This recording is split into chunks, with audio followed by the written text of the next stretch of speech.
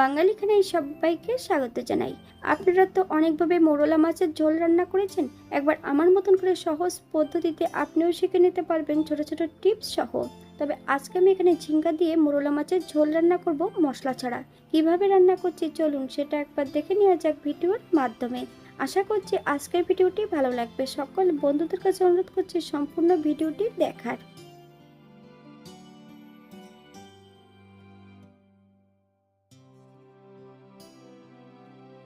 এখানে আমি আগের থেকে বেশ কিছুটা মোরলা মাছ নিয়ে নিয়েছি। মাছগুলোকে কেটে ধুয়ে পরিষ্কার করে নিতে হবে।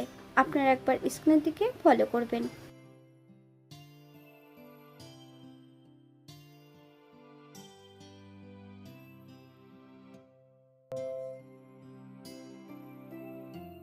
এই পর্যায়ে সম্পূর্ণ মাছগুলো কেটে ধুয়ে পরিষ্কার করে নিয়েছি। মাছ থেকে যদি আস্তে গন্ধ মনে হয় তাহলে এখানে আপনারা পাতিলেবুর রস অথবা ভিনিগার অ্যাড করতে পারেন।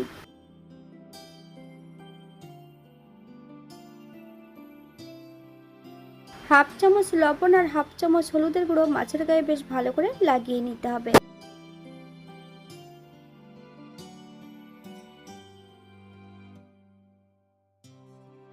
একটা কড়াইতে বেশ কিছুটা সরষের তেল অ্যাড করেছি। তেল গরম হওয়া পর্যন্ত অপেক্ষা করতে হবে।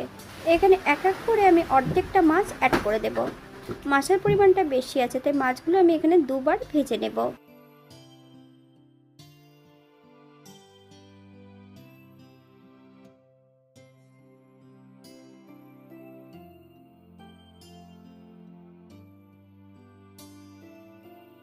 বাঙালি রান্না ঘরোয়া উপকরণ দিয়ে আপনাদের যদি রান্নাগুলো পছন্দ হয় তাহলে চ্যানেলটি সাবস্ক্রাইব করে দিয়ে পাশে থাকবেন। পাশে থাকা বেলটি বাজিয়ে দেবেন, নইলে নিত্য নতুন রান্নার নোটিফিকেশন পাবেন না। আমার এই চ্যানেলে আমিষ, নিরামিষ এবং বিভিন্ন ধরনের ছোট মাছের রেসিপি দেওয়া আছে। আপনাদের যদি পছন্দ হয় তাহলে চ্যানেলটি ঘুরে একবার দেখে নেবেন।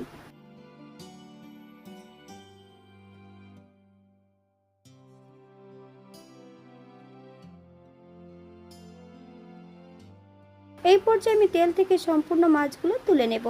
আপনারা এর থেকে কম বেশি ভেজে নিতে পারেন। দ্বিতীয়বার আমি একই পদ্ধতিতে মাছগুলো ভেজে নেব। আপনারা স্ক্রিনের দিকে একবার ফলো করবেন।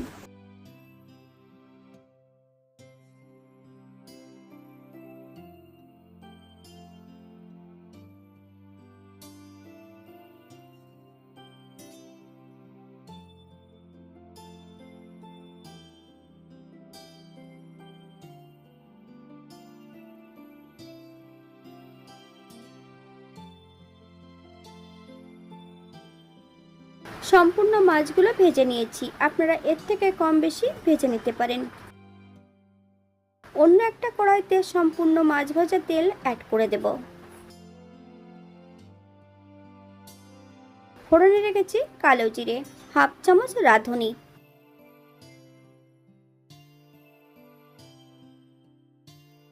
ফোড়ন থেকে সুগন্ধ বেরোলে বেশ কিছুটা কাঁচা লঙ্কা ফালি দিয়ে অ্যাড করব। মিডিয়াম সাইজের একটা আলু বেশ ছোট ছোট টুকরো করে অ্যাড করেছি। আপনারা যদি পছন্দ করেন তাহলে পরিমাণে বাড়িয়ে দিতে পারেন।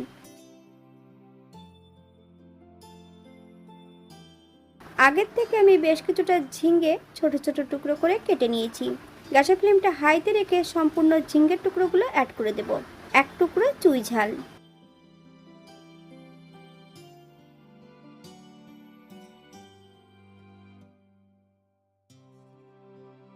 ঝিঙ্গে কিন্তু হাই ফ্লেমে ভেজে নিতে হবে। গ্যাসের ফ্লেমটা যদি লোতে রেখে যদি ঝিঙ্গে ভাজা হয় তাহলে ঝিঙ্গে থেকে নিজস্ব জলটা ছেড়ে দিলে ঝিঙ্গেগুলো সেদ্ধ হয়ে যাবে।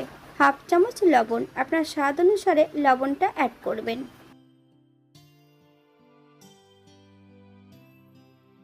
আমি এখানে গ্রেভির জন্য 2 কাপ জল অ্যাড করব। আপনাদের যতটা গ্রেভির প্রয়োজন আপনারা এখানে ততটা জল অ্যাড করতে পারেন। তবে গ্যাসের ফ্লেমটা হাইতে রেখে জল অ্যাড করতে হবে।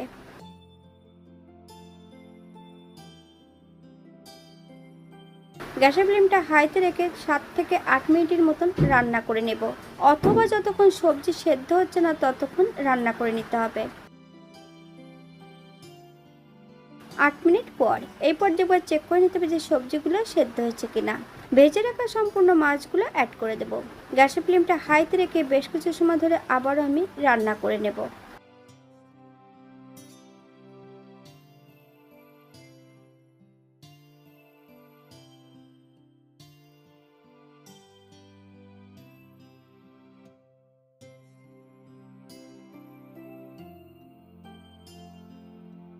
এখানে আমি ভেজে রাখা কালো জিরে এবং রাঁধুনিটা অ্যাড করে দেব। গ্যাসের ফ্লেমটা অফ করে দিয়ে 5 মিনিটের জন্য স্ট্যান্ডিং টাইম দিতে হবে, তারপর সার্ভ করব।